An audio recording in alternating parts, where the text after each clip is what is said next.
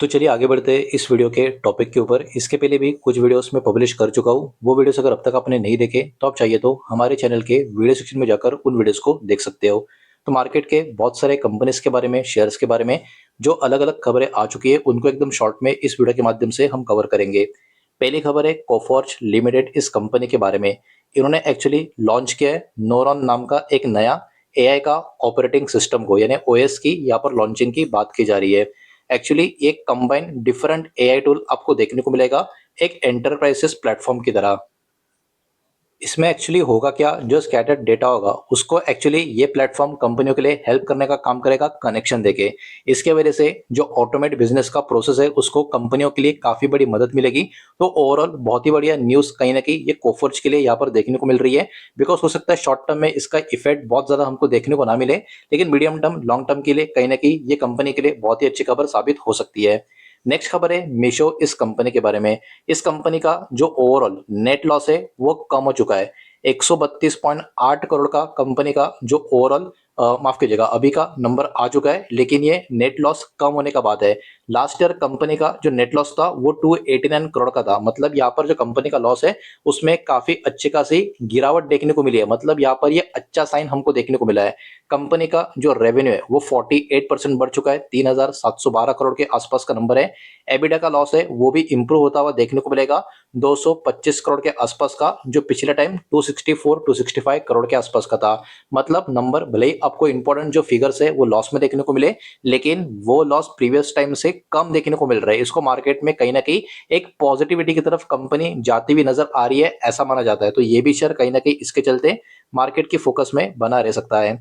Next खबर है सोना बीएलडब्ल्यू प्रिसिजन फोर्जिंग। इस कंपनी के बारे में, इनका भी नेट प्रॉफिट 47% से बढ़कर 180 करोड़ के आसपास आ चुका है।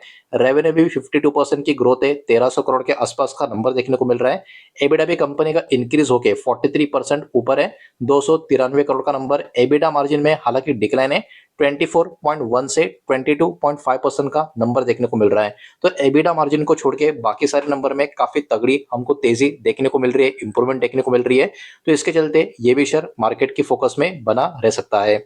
नेक्स्ट खबर है दोस्तों शेयर ऑफ फैक्सटेक। इसमें एक्चुअली एक ब्लॉक डील अराउंड 1047 करोड़ का कहीं ना कहीं प्लेस किया जा सकता है, ऐसा खबर अभी के टाइम निकल कर आ रहा है। तो कहीं ना कहीं ये वाला शेयर भी बाजार में आज के दिन फोकस में बना रह सकता है। इसमें अगर हम बात करें कौन कौन प्लेयर पार्टिसिपेट करेंगे, तो एट्रोड्स हो गया, फ्लिपकार्ट हो गया, IMM इंडिया हो गया, IMM इंडिया फंड की बात हो रही है। तो ये सब मिलकर कहीं ना कहीं सेलिंग कर सकते हैं 9.08% स्टेक का। एक्सपेक्टेड फ्लोर प्राइस 197 की यहाँ पर बताई जा रही है। और इफ फ्लोर प्राइस की बात करें अभी के टाइम अराउंड 10% का डिस्काउंट में अभी के टाइम आपको देखने को मिलेगा। तो हो सकता है ये वाला खबर स्टॉक के लिए नेगेटिव भी रिएक्ट करे। हो सकता है कभी कभी मार्केट में ऐसी थोड़ी सी न्यूट्रल नेगेटिव खबरें अचानक से स्टॉक में एक सडन स्पाइक भी ट्रांसफर कर दी है। तो देखने वाली बात होगी इस वाले स्टॉक के ऊपर आज के दिन कैसा रिएक्शन बना रहता है। नेक्स्ट खबर है आईटी का एक और दिग्गज प्लेयर इन्फोसिस का बात हो रहा है। इनका जो कंसोलिडेटेड नेट प्रॉफिट है इसमें डिक्लाइन है 3 महीने में 8.6% की, 7,770 करोड़ के आसपास का नंबर देखने को मिल रहा है। हालांकि रेवेन्यू 4% से बढ़कर 48,211 करोड़ के करीब पहुंच चुका है। एबिट भी 4.3% बढ़कर 10,160 करोड़ के करीब है। एबिट मार्जिन भी 21% के आसपास बनी हुई है। और डॉलर रेवेन्यू कंपनी का 5.08 बिलियन डॉलर के करीब आता हुआ देखने को मिल रहा है। तो कहीं ना कहीं यहाँ पर neutral negative, neutral positive type के सिनेरियोज देखने को मिल रहे हैं, जिसके कारण इन्फोसिस भी बाजार की फोकस में बना रह सकता है।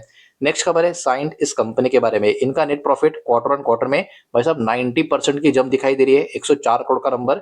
रेवेन्यू में भी 7.7% की ग्रोथ है, 2080 करोड़ के आसपास का नंबर है। एबिट भी 20% से बढ़कर 187 करोड़ के आसपास पहुंच चुका है। और एबिट मार्जिन भी इंप्रूव होकर 8.1 से 9% के करीब जा चुका है। तो नंबर्स में काफी अच्छा खासा प्रॉमिस शो हो रहा है। तो ये भी शेयर आज के दिन बाजार की फोकस में बना रहेगा या रह सकता है। बचे जो शेयर से उनको भी एक एक करके देखेंगे, लेकिन उसके पहले वीडियो को लाइक कर देना, वीडियो को शेयर कर देना। पहली बार चैनल पर आ चुके हो तो चैनल को भी सब्सक्राइब जरूर कर देना। नेक्स्ट खबर है ओरिएंट सीमेंट। इस कंपनी के बारे में, कंपनी का नेट प्रॉफिट में डिक्लाइन है, वो भी काफी बड़ा वाला, 62.4% प्रॉफिट नीचे की तरफ आ चुका है। 77 करोड़ का नंबर है, प्रॉफिट है लेकिन भारी गिरावट है, ये बात ध्यान में रखें, इसको लॉस आप बोल नहीं सकते। रेवेन्यू भी 30.3% गिरकर 604 करोड़ के आसपास आ चुका है। एबिडा में भी डिक्लाइन है 21% की 144 करोड़ के करीब, और एबिडा मार्जिन में इंप्रूवमेंट है 21% से 24% की। लेकिन तीन बड़े नंबर्स में काफी बड़ी मात्रा में गिरावट देखने को मिल रही है, तो देखने वाली बात होगी मार्केट इस नंबर के ऊपर आज के दिन कैसा रिएक्ट करता है।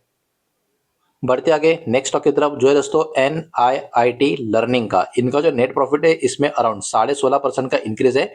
57 करोड़ का यहाँ पर इनको प्रॉफिट होता हुआ देखने को मिल रहा है। रेवेन्यू में 25% की ग्रोथ है, 565 करोड़ का नंबर देखने को मिल रहा है। एबिडा भी इंक्रीज होकर 2.8% हो चुका है, 93 करोड़ के आसपास का नंबर, और एबिडा मार्जिन भी डिक्लाइन होकर 20% से 16.4% के करीब जा चुकी है। तो नेट प्रॉफिट, रेवेन्यू, एबिडा में इंक्रीज है लेकिन एबिडा मार्जिन में डिक्लाइन है, ये बात ध्यान में रखें। तो ये भी कहने की इंटरेस्टिंग होगा किस टाइप का रिएक्शन देखने को यहाँ पर मिलेगा, बिकॉज बड़े नंबर में पॉजिटिविटी है लेकिन मार्जिन में कंपनी का जो ओवरऑल परसेंटेज है वो भी काफी अच्छा खासा गिरता हुआ हमको देखने को मिला है। नेक्स्ट खबर है एविएशन का दिग्गज इंडिगो, इस कंपनी के बारे में। इस कंपनी ने रिपोर्ट किया है जून क्वार्टर में 240 करोड़ के आसपास का लॉस। तो ये ऑब्वियस सी बात है, ये बिल्कुल भी अच्छा साइन नहीं है। लास्ट ईयर कंपनी को जो था नंबर प्रॉफिट का, वो जरा देखो कितना था, 2176 करोड़ का प्रॉफिट था, और अभी कंपनी इतने बड़े प्रॉफिट में से लॉस में आ चुकी है। मतलब एक साल में बहुत ही बड़ा डिक्लाइन जून क्वार्टर में हमको देखने को मिला है। रेवेन्यू हालांकि कंपनी का 20% बढ़कर 24,854 करोड़ के आसपास है। एबिडा कंपनी की बात करें वो भी डिक्लाइन होता हुआ नजर आएगा, 33.2% का। नंबर्स की बात करें 3,833 करोड़ के आसपास नंबर है, और एबिडा मार्जिन की बात करें इसमें भी 28% की आप कह सकते हो गिरावट देखने को मिल रही है। 15.6% के करीब नंबर हमको देखने को मिल रहा है। एक्चुअली एयर क्राफ्ट का जो फ्यूल का कॉस्ट है उसमें बढ़ोतरी देखने को मिली है, ये भी एक बहुत बड़ा रीजन यहाँ पर बताया जा रहा है, जिसके लिए 10,833 करोड़ के आसपास का कॉस्ट का नंबर फ्यूल का इंक्रीज हो चुका है, या इन्होंने इतना दिया है, ये वाला भी यहाँ पर पॉइंट इन्होंने मेंशन किया है। तो नंबर्स में दर्द देखने को मिल रहा है, और ऊपर से फ्यूल कॉस्ट जिस तरीके से बढ़ा है, अगर फिर से ग्लोबल लेवल पर बहुत बड़ी कुछ गड़बड़ कंटिन्यू होती गई और भी कुछ अलग अलग कंट्रीज में, तो ऑब्वियस सी बात है यहाँ पर बहुत ज्यादा प्रॉब्लम क्रिएट हो सकते हैं। नेक्स्ट खबर है सूर्योदय स्मॉल फाइनेंस बैंक के बारे में। इनका जो नेट प्रॉफिट है 75 करोड़ के आसपास आपको देखने को मिलेगा, जो पहले 35 करोड़ के आसपास का था। मतलब नेट प्रॉफिट में तो इस बैंक के काफी बढ़िया जंप हमको देखने को मिल रही है।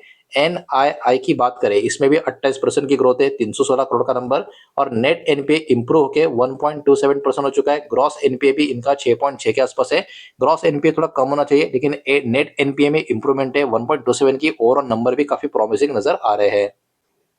बढ़ते हैं नेक्स्ट स्टॉक की तरफ, जो है दोस्तों मारुति सुजुकी का, इनका जो नया ब्रेजा है उसको रिसीव हो चुका है 5 स्टार भारत NCAP सेफ्टी का रेटिंग। मतलब सेफ्टी रेटिंग का जो एक अपडेट होता है वो इस कंपनी के बारे में यहाँ पर निकल कर आ चुका है। तो इन्होंने एक्चुअली अचीव कर लिया है 5 स्टार का रेटिंग, दोनों एडल्ट और चाइल्ड का सेफ्टी के हिसाब से। जो ऑब्वियस सी बात है, मारुति सुजुकी की कंपनी के बोला जाता है कि कार इनकी काफी बढ़िया होती है, सस्ती होती है, लेकिन सेफ्टी में थोड़ा कॉम्प्रोमाइज हो जाता है। लेकिन यहाँ पर 5 स्टार रेटिंग मिली हुई है एडल्ट और चाइल्ड सेफ्टी के लिए, ये अपने आप में काफी बड़ा टर्निंग पॉइंट कंपनी के लिए साबित हो सकता है। नया ब्रेजा जो होगा वो लॉन्च किया जाएगा 24 जुलाई को। सारे के सारे जो वेरिएंट से 6 स्टैंडर्ड एयरबैग्स इसमें होंगे, ये वाला चीज भी यहाँ पर इन्होंने मेंशन किया है। बाकी के सेफ्टी फीचर भी इसमें इंक्लूड किए गए, जैसे कि ब्लाइंड स्पॉट वार्निंग की बात करें, रियर क्रॉस ट्रैफिक अलर्ट की बात करें, 360 डिग्री सेफ्टी फीचर्स की बात करें, तो बहुत सारे फीचर्स भी यहाँ पर दिए गए। मोर देन 1.6 मिलियन कस्टमर को बेनिफिट मिला गया है। स्टैंडर्ड 6 का जो एयरबैग से फाइनेंशियल 2026 में ये भी कंपनी ने अपडेट दिया है। तो कहीं ना कहीं ये वाली खबर बहुत ज्यादा पॉजिटिव यहाँ पर आपको लग नहीं रही होगी, लेकिन ये खबर एक्चुअली में बहुत बड़ी पॉजिटिव खबर मारुति सुजुकी के लिए यहाँ पर हमको देखने को मिल रही है। तो ये भी शेयर मार्केट के फोकस में बना रहेगा। नेक्स्ट और आखिरी स्टॉक दोस्तों Motilal Oswal financial services. Operating profit company का 14% बढ़ के 610 करोड़ के आसपास पहुंच चुका है।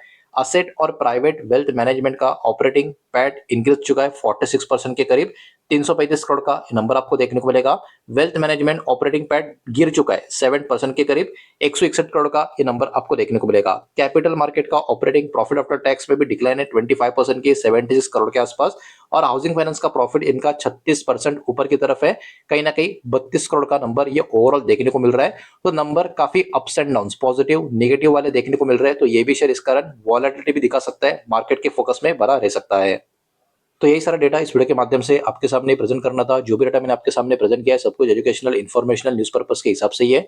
किसी भी तरीके का इन्वेस्टमेंट का एडवाइस या स्टॉक का रिकमेंडेशन मैं आपको दे रहा नहीं हूं, ना ही मैंने आपको दिया है, इस बात को भी यहाँ पर आप ध्यान में रखें। उम्मीद करता हूँ वीडियो समझ आया होगा, पसंद आया होगा तो वीडियो को लाइक करें, दोस्तों से शेयर करें। पहली बार चैनल पर आ चुके हो तो सब्सक्राइब भी कर देना और कोई भी स्टॉक में निवेश करने से पहले खुद की स्टडी रिसर्च जरूर करें, फाइनेंशियल एडवाइजर की सलाह जरूर ले। मिलते हैं नेक्स्ट वीडियो में, धन्यवाद।